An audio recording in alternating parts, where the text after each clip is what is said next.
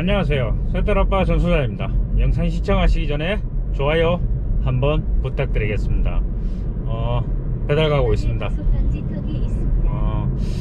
최근 지금 뉴스를 보면 집값을 잡으려고 조정지역을 투기 가열지구로 그리고 이제 비규제 지역도 조정지역 대상지역으로 포함을 시키겠다, 이런 얘기를 많이 하고 있어요. 그리고 이제 대출 규제도 하겠죠, 하고 이렇게 하겠지만 제가 봤을 때는 이런 발표를 하니까 어떤 분들이 집값이 이제는 비규제 지역 풍선 효과가 없을 거다, 이런 얘기를 하십니다. 그런데 제가 한번 반대로 물어보고 싶어요.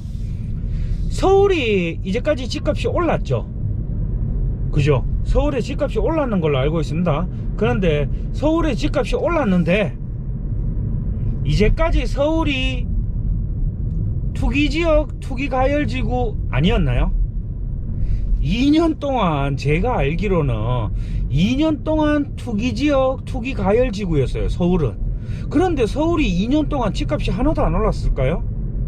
제가 알기로는 최근 2년 사이에 서울의 집값이 많이 오른 걸로 알고 있습니다. 그런데 마치 조정 대상 지역이 지정이 된다, 아니면 투기가열지구가 된다, 그러면 집값이 떨어질 거라고 생각하는데, 물론 규제사항은 있죠.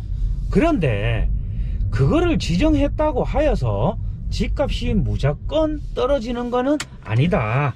일단은 제가 배달을 좀 다녀오겠습니다.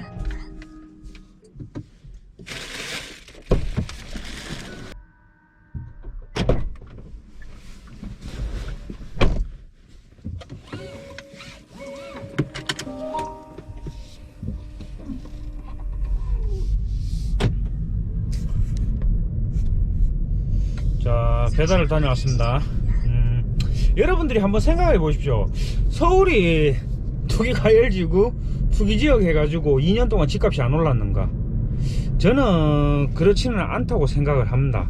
그리고 물론 이제 지금 당장은 조금 요게 효과는 있겠죠. 그런데 이제 좀 시간이 지나면 좀 사람이 내성이 쌓이듯이 크게 그런 건 없을 것 같아요. 왜냐 그러면 지금 제가 여러분들인데 이렇게 얘기도 하지만 유동성이 너무 많아요. 유동성이 너무 많기 때문에 그 돈이 흐를 곳이 없어요. 출구가 없어요. 출구가 없기 때문에 주식은 폭락도 하고 급락할 때도 있죠. 그런데 부동산은 그렇지는 않은 거를 아세요. 그렇기 때문에 조금 그렇지는 않을까. 오히려 저는 좀 반대로 생각을 해봐요. 만약에 경기도 전부 다죠, 거의 이제는 경기도 수도권 같은데 다 이렇게 규제를 한다, 규제 대상 지역이다, 대출이 규제가 되고 이렇게 된다, 그러면 오히려 지방으로 조금 쏠리지 않을까, 이런 생각도 한번 해봅니다. 그리고 이제 아파트 주택에 대해서 그런 것도 있겠지만, 그리고 또 이거는 어디까지나 제 개인적인 생각인데 지금 결국은 계속 이제까지 이제 22번째 부동산 대책이겠죠. 그런데 이제까지 일변도가 대출, 세제 강화 요런 게 대부분이었어요. 그러니까 공급에 대한 얘기, 요런 거는 공급은 물론 하겠죠. 몇만 호를 공급을 하든 하겠지만 하루아침에 되진 않아요. 공급한다고 하면 땅 사들라야겠죠. 아파트 짓는데 청약하고 나서 여러분들이 생각할 때 아파트 언제 입주해요? 2년 뒤에요. 그럼 2년 사이는 오른다 이 말이에요.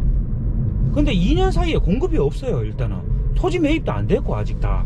그런데 공급을 할 거다 이렇게 얘기하시는 분들도 계시는데, 부동산이 그렇게 빨리 될 것 같았으면 공급 빨리 해가 무제한 공급해가지고 집값 다 낮출 수 있겠죠. 안정화 시킬 수도 있겠고. 하지만 저는 그렇게까지는 생각을 안 합니다. 그래서 부동산 가격이 오를 거다. 그리고 수도권 요 지역에 규제가 가해지면 지방으로 조금 관심이 눈이 돌려질 거다. 실질적으로 여러분도 한번 생각해 보십시오. 최근 한 1년만 놓고 보자고요. 1년만 놓고 봤을 때 여러분 사시는 지역, 도시, 그 지역에 아파트 가격 2, 3억대가 뭐 구축들은 좀 한 2, 3억대가 있겠죠. 구축들은 2, 3억대인데 신축하는 아파트가 얼마 하는지, 분양을 하는 게 얼마 하는 것과 최근 입주를 한 지 한 2, 3년 내, 그러니까 5년 미만의 아파트들 가격이 어떻게 됐는지, 아마 상승한 지역들, 물론 내린 지역도 있겠죠. 내린 지역도 있겠지만 상승한 지역이 더 많을 것입니다. 그러면 실수요자분들은 어떨까요? 요즘 웬만하면 그냥 아파트 한 5억 정도 가잖아요. 제가 가본 데는 다 그렇더라고요. 조금 살만하고 조금 이렇게 인프라 좀 갖춰지고 이런 데는, 저도 뭐 포항이나 울산이나 창원이나 인천 송도 뭐 부평 요런 데 가보니까 그냥 좀 살만한 데는 한 5억대 가더라고요. 근데 그 아파트들이 지금은 올라서 6억대 7억대 이렇게 가는 경우도 있는데 결국은 다 올랐어요. 뭐 누군가의 말을 믿고 집을 안 샀는데 떨어질 거라고 생각했는데, 코로나 때 폭락을 할 거라고 생각을 하고 안 샀는데 오르죠. 그런데 불가 부동산 대책이 이제까지 21번째는 안 떨어졌던 게, 못 잡았던 거를 요번에 뭐 조정 대상 지역에, 수도권 지역에 그거를 한다고 집값을 과연 잡을 수 있을까? 저는 약간 조금 의문스러워요. 왜냐 그러면 결국은 근본적인 원인을 해결이 안 되기 때문에 공급 뭐 그거는 하루아침에 될 것도 아니지만, 지금 물론 경제가 어려우니까 당장 살기 어려운 분들도 계세요. 실업자들도 늘고. 그런데 지금 시중에 유동자금, 돈 있는 사람들은 돈이 많아요. 많은데 투자처를 찾으려고 해요. 근데 주식시장 불안하죠. 그럼 어떡합니까? 부동산으로 들어오죠. 요 점을 여러분들이 한번은 고민을 해보셨으면 어떨까 해서 이 영상을 제작을 했습니다. 뭐 물론 규제가 있으면 단기간은 뭐 한 달 그 정도까지는 뭐 이렇게 있겠지만, 한 달 정도가 지나면 내성이 쌓이지 않을까, 그렇게 저는 예상을 해봅니다. 요 영상은 여러분들이 참고를 하시고, 이 영상이 여러분들이 조금이나마 도움이 되셨다면 구독 버튼도 눌러주시면 대단히 감사하겠습니다. 좋아요는 센스죠. 센스. 이상 새달아빠 전소장이었습니다.